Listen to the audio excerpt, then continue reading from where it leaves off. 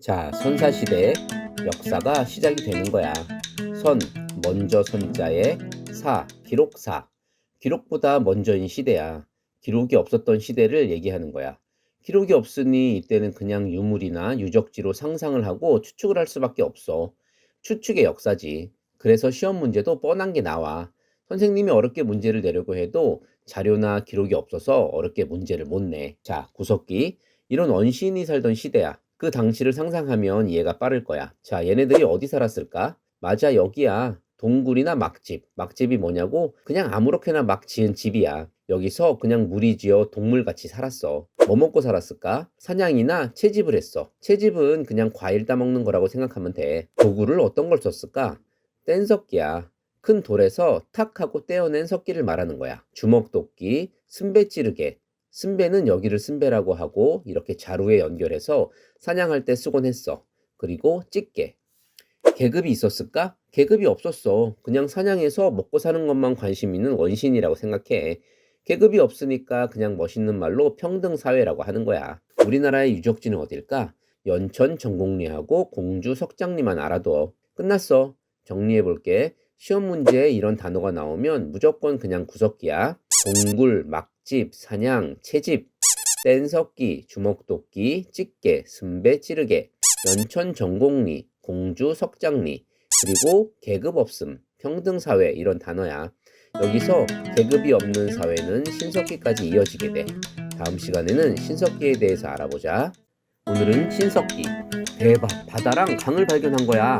뭐야, 물속에서 물고기들이 막 튀어오르네? 신석기인들은 이제 돌아다니지 않고 바닷가나 물가에 정착을 하게 되었어. 왜? 잡아도 끝없이 나오는 신선한 물고기와 해산물들이 있잖아. 완전 대박이지. 어디에 살았을까? 신석기인들은 바닷가나 강가에 정착을 하면서 움집을 짓고 살게 되었어. 움집은 이렇게 생겼어. 뭐 먹고 살았을까?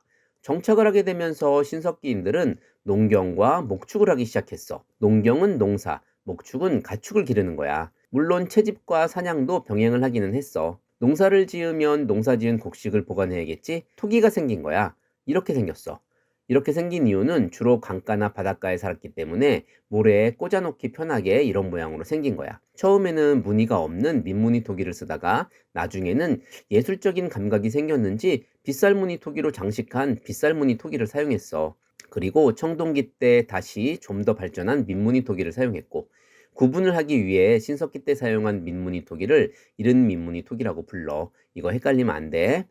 어떤 도구를 사용했을까? 갈아서 만든 간석기를 사용했어. 갈돌과 갈판이 있어서 곡식을 가는 데 사용했고, 낚싯바늘, 작살, 돌그물추 같은 것이 있어서 어로 활동도 하였어. 그리고 가락바퀴를 이용해 실을 만들고 뼈 바늘로 옷을 만들기도 했어. 신석기 정리한다. 이런 단어가 나오면 무조건 신석기야. 기억해야 돼. 정착생활, 움집에 살았어. 농경과 목축을 시작했고, 농경을 시작하니 곡식 담을 그릇이 필요해. 처음에는 이른 민무늬 토기, 다음에 빗살무늬 토기. 돌을 갈아서 만든 간석기 사용했어. 갈돌과 갈판 썼고, 낚싯바늘, 돌 그물추 등도 사용했어. 가락바퀴를 이용해 실 만들고 뼈바늘로 옷도 해 입었어. 그리고 같은 가족끼리 모여 사는 시족사회, 부족사회였고, 구석기 때와 같이 계급이 없는 평등사회였어. 신석기는 여기까지. 내일은 청동기다. 오늘은 청동기야. 엄밀히 말하면 청동기 후기부터는 선사시대가 아니야. 왜? 기록이 있었으니까. 고조선이 청동기 때 세워지거든. 아무튼 청동기에서는 시험 문제가 반드시 나오니 내용을 잘 외워두는 게 좋아. 청동은 재료가 귀하고 만들기가 어려워서 주로 지배계층이 사용하는 무기나 장신구를 만드는 데 사용되었어. 대표적인 유물은 비파형 동검, 거친 무늬 거울 등이 있어. 비파형 동검은 비파처럼 생긴 검이야. 이렇게 생겼어. 비파처럼. 비파형 동검을 만들기 위해 최초로 거푸집을 사용하기도 했어. 거푸집은 도구를 만들기 위한 틀이라고 보면 돼. 그리고 거친 무늬 거울이 있는데 이 거울은 지금의 용도와 같은 거울은 아니고 햇빛을 반사해서 반짝반짝 빛나게 해서 사람들을 무섭고 놀라게 하는 거야. 지배자의 권위를 나타내는 용도로 사용되었어. 청동거울, 청동방울 다 주술적인 능력을 과시하는 데 사용되었던 것들이야. 자기가 하늘의 아들이라고 하면서 막 겁을 주었어. 농기구도 청동으로 만들었을까? 아니야, 농기구는 여전히 돌로 만들었어. 청동은 귀하기도 했지만 강하지 못해서 농기구로는 적합하지 않았어. 대표적인 청동기 농기구는 반달돌 칼이야. 이렇게 생겼어. 곡식을 썰기도 하고 이삭을 따는 데 사용하기도 했어. 토기는 민무늬 토기를 사용하였고 미송리식 토기도 등장했어. 이렇게 생겼어.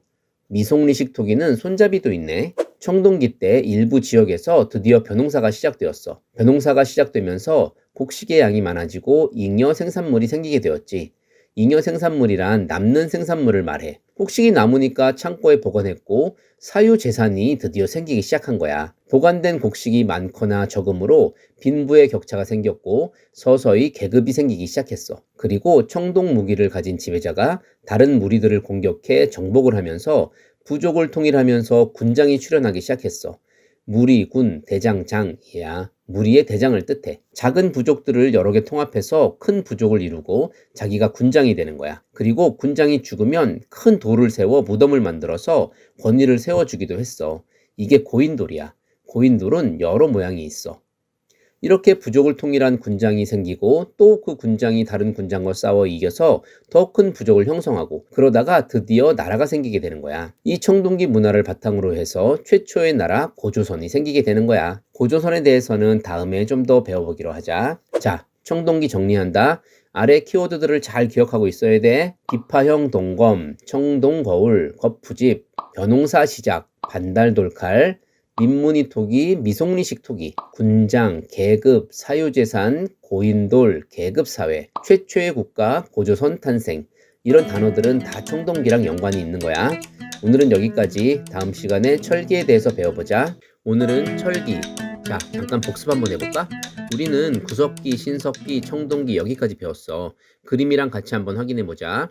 구석기는 뗀석기, 동굴, 막집, 채집, 사냥, 주먹도끼, 순배 찌르개, 평등사회 이런 거 기억하면 되고, 신석기는 간석기, 농경, 목축, 움집, 빗살무늬 토기, 갈돌과 갈판, 가락바퀴, 뼈바늘, 평등사회 이런 거.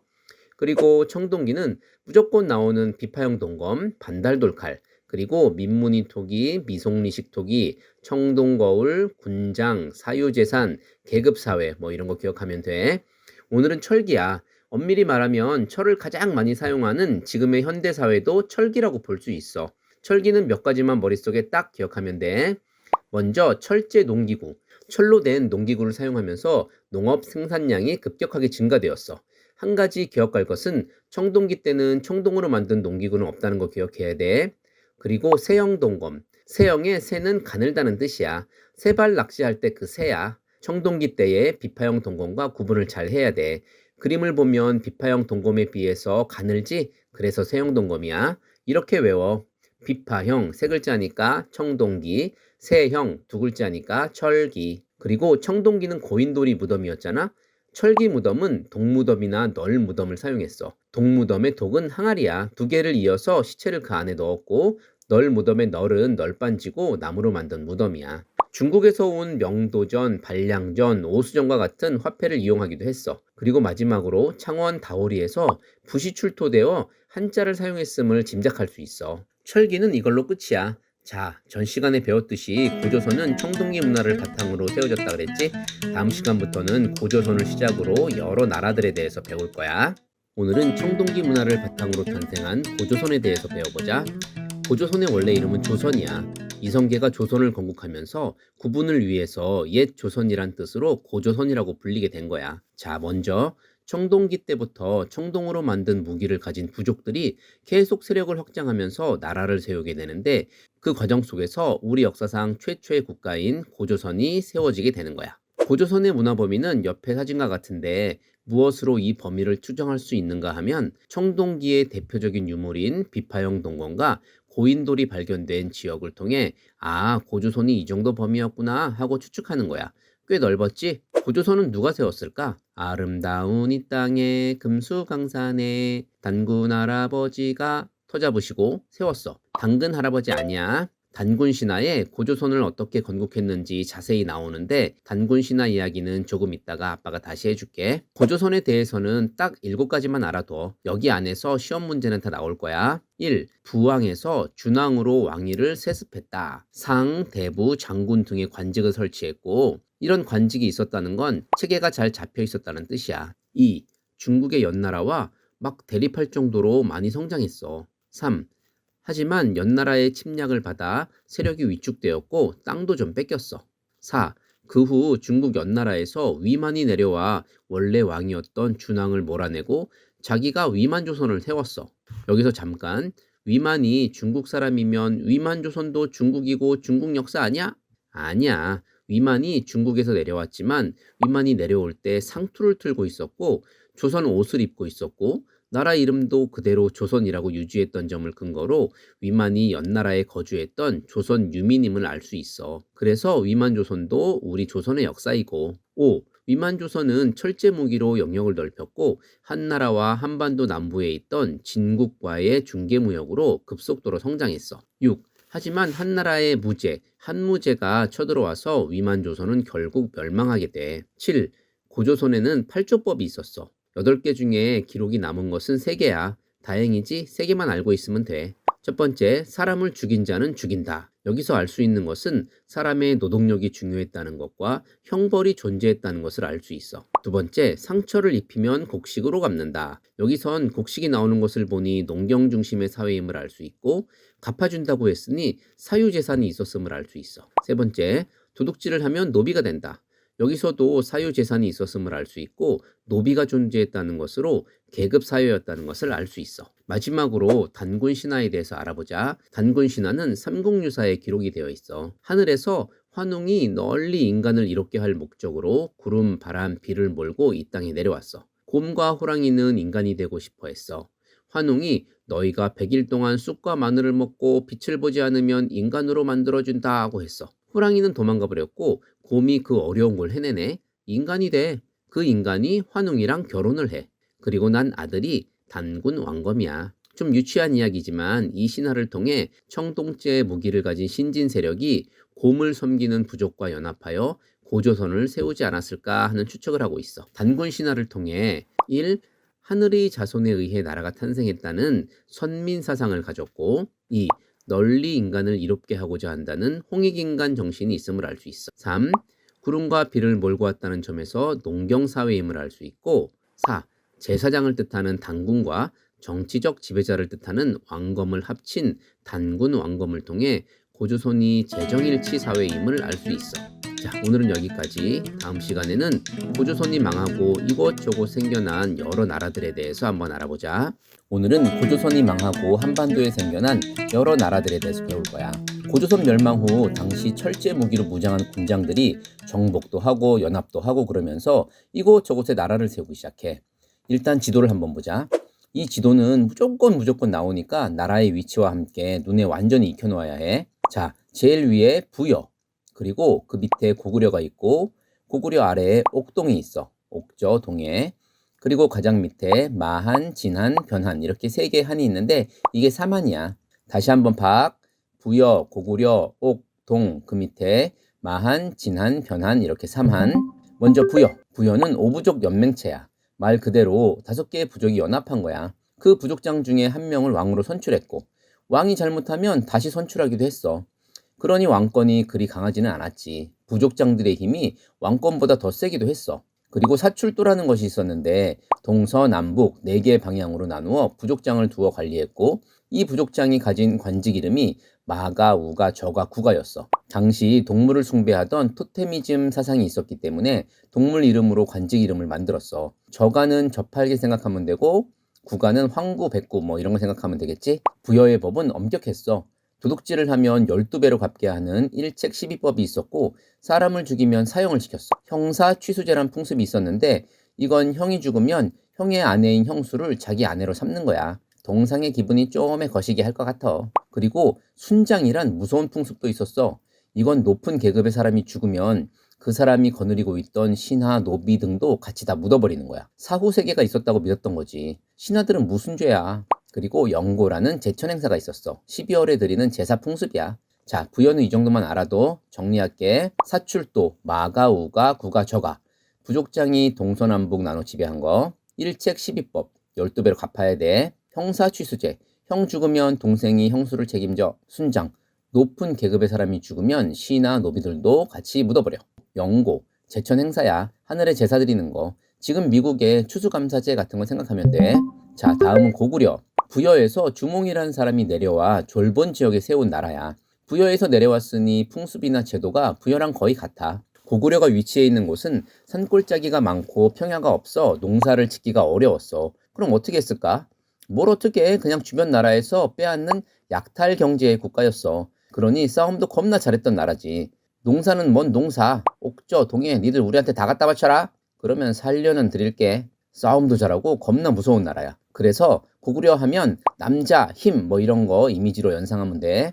고구려도 부여와 같이 오부족 연맹체였고 왕 아래 상가, 고추가 등의 대가가 있었고 이 대가들이 사자, 조위, 선인 등의 관리를 거느리고 있었어. 나라의 중대사는 부족장들이 모여 제가회의를 통해 결정하였어. 그리고 서옥제라는 풍습이 있었는데 남자가 결혼할 신부의 집 뒤에 서옥이라는 작은 별채를 짓고 살았고 애를 낳으면 아내를 데리고 집으로 데려올 수 있었던 풍습이었어. 그리고 10월에 열리는 동맹이라는 제천 행사가 있었어. 자, 고구려 정리해보자. 남자, 힘 이런 이미지 생각하면 돼. 오부족 연맹체, 고추가, 사자, 뭔가 좀 남자답고 힘이 있지? 그 다음에 제가회의, 남자답게 제가 하겠습니다. 제가회의. 자, 그리고 결혼풍습, 서옥제 있었고 마지막으로 동맹 힘있고 남자답지? 제천 행사야. 자, 그 다음은 옥저와 동해. 위치 한번 기억하고 옥저와 동해는 동해안 지방에 위치해 있고 해산물이 풍부했어. 하지만 무서운 고구려에게 다 갖다 바치면서 크게 성장하지는 못했어. 두 나라는 왕도 없었고 그냥 읍군, 삼루라는 군장이 부족을 다스리는 정도였어. 옥저에는 민며느리제라는 혼인 풍습이 있었어. 고구려와 반대로 10살 여자아이를 먼저 데려와 기른 후 성인이 되면 집으로 돌려보냈다가 돈을 주고 다시 데려오는 제도였어. 그리고 가족 공동 무덤이라는 풍습이 있었는데 가족이 죽으면 임시로 매장했다가 나중에 뼈만 추려서 가족 공동 무덤에 함께 매장하는 풍습이야. 동해에는 무천이라는 제천 행사가 있었고 책화라는 풍습이 있었는데 이건 다른 부족의 경계를 침범하면 노비나 말 등으로 변상을 해주어야 하는 제도야. 자, 정리. 옥저, 가족 공동 무덤, 민며느리 제도. 이렇게 외워. 옥저는 가족 공동으로 민대머리다. 동해, 무천이라는 제천 행사가 있었고 책화라는 변상 제도가 있었고 이렇게 외워. 농무, 책 날래 가져오라오. 동해, 무천, 책화. 다시 한번. 옥저는 가족 공동으로 민대머리. 동해는 똥무, 책 날래 가져오라오. 동해, 무천, 책화. 잘 기억해. 두 나라의 공통인 것은 왕이 없고 읍군 삼로라는 군장이 다스렸다는 거 기억하고. 자, 마지막으로 사만이야. 마한, 진한, 변한으로 되어 있고 마한이 가장 컸고 신지읍차라는 군장이 지배를 했던 나라들이야. 유일하게 제사와 정치가 분리된 재정분리 사회였고 여기 제사장은 천군이라고 했어. 소도라는 신성지역이 있었는데 이곳은 군장의 세력이 미치지 못하는 지역이기도 했어. 죄인도 소도로 도망가면 군장이 어쩔 수 없었어. 사만에는 철이 많이 나기로 유명했어. 특히 변한에 철이 많이 나서 낭랑이나 외에 수출을 하기도 했어. 그리고 5월, 10월에 제천 행사를 지내기도 했어. 사만은 그냥 이렇게 외워. 삼신할머니 소천하셨다. 삼신할머니 소천하셨다. 삼한, 신지읍차, 소도, 천군 이런 단어 나오면 사만이야. 오늘은 여기까지.